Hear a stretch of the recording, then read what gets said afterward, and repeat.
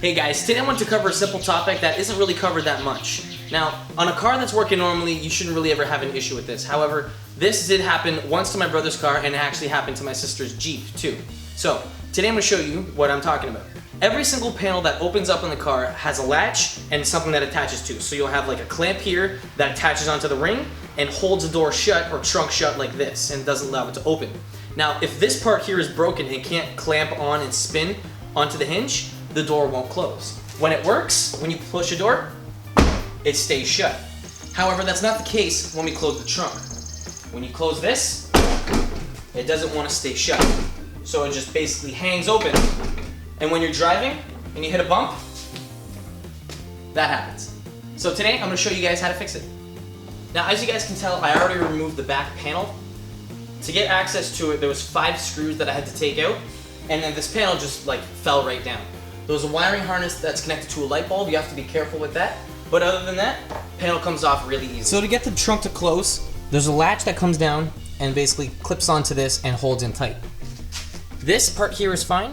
However, the part up here on the door, right here, needs to be replaced. I already tried lubing it up, took it apart, and tried fixing it. However, I needed to buy a new one, and we're going to be replacing it today. So we're going to have to take off the part that looks just like this on the Jeep and replace it with this new one.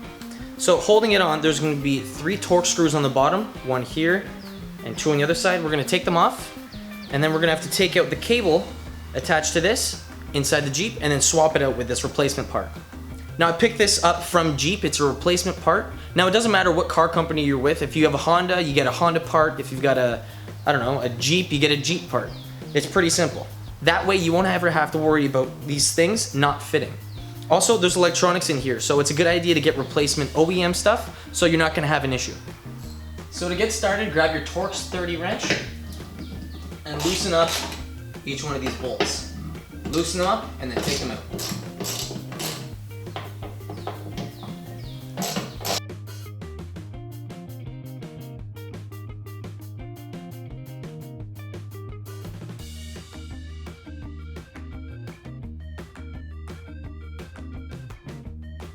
To remove the cable and assembly, you have to disconnect it from the handle.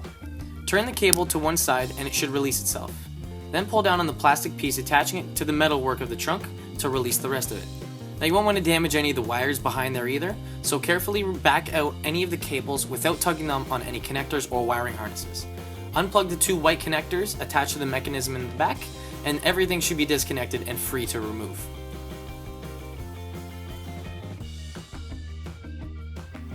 With the 2 pieces set next to each other, it's pretty easy to tell which one's the new and which one's the old one.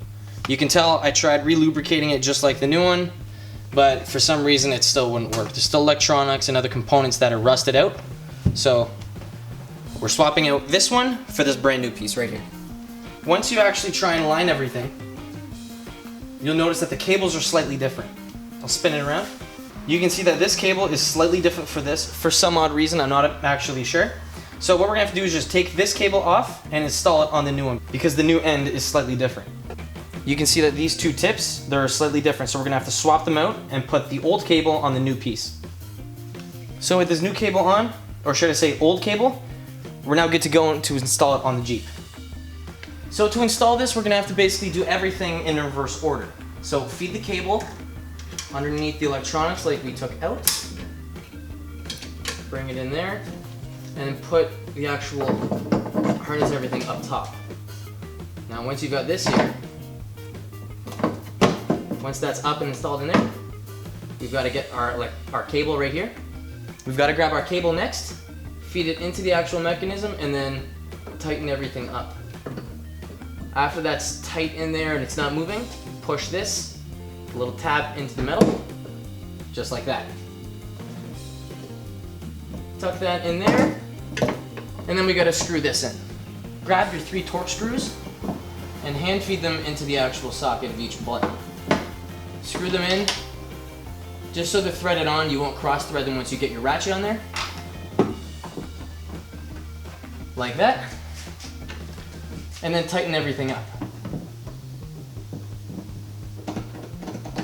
Now you don't want to go too tight because if you do, you'll go into your paint and then you'll get the panel to start rusting. So just make it sure that it's tight enough so it doesn't move.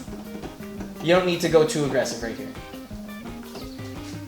So once it's slightly tight, grab your ratchet, change it to tightening, and only till it's tight enough that it's not going to move. I'd probably say this is about 15 foot-pounds of torque, if anything. You're not putting too much pressure on here. Now don't forget to put the wires back inside of here too. Probably should have put that in first, but it's no big deal. You can get both of them in here like this. Now before we put this panel back on the car, we first want to make sure that this hinge and everything works properly, along with all the other functions on the door now that we took everything off. So push that in, and the door should close, open, lock, and close as a normal panel should. So let's close it. You can see it holds. Does it open? Yep. Yep, opens nice. Locks and unlocks. Perfect. Putting the trunk panel back on is quite simple. Line each of the little tabs sticking out of the back of the panel into each of the holes in the door frame. Make sure that you aren't pinching any wires or any rubber seals. After they're in each one of the holes, push it in and hit it gently to make sure they're in place. Screw each of the Phillips screws back into the frame to secure it, and then finally screw the Torx screw with your Torx T30 bit. And guys, just like that, you guys can fix your door so instead of it being broken and not being able to open, it opens and stays closed as it should. If you guys have any questions about this install, please post them down in the comments below and I'd be happy to help. If you guys like what you see and you want to see more, don't forget to click that subscribe button. And again, thanks for watching.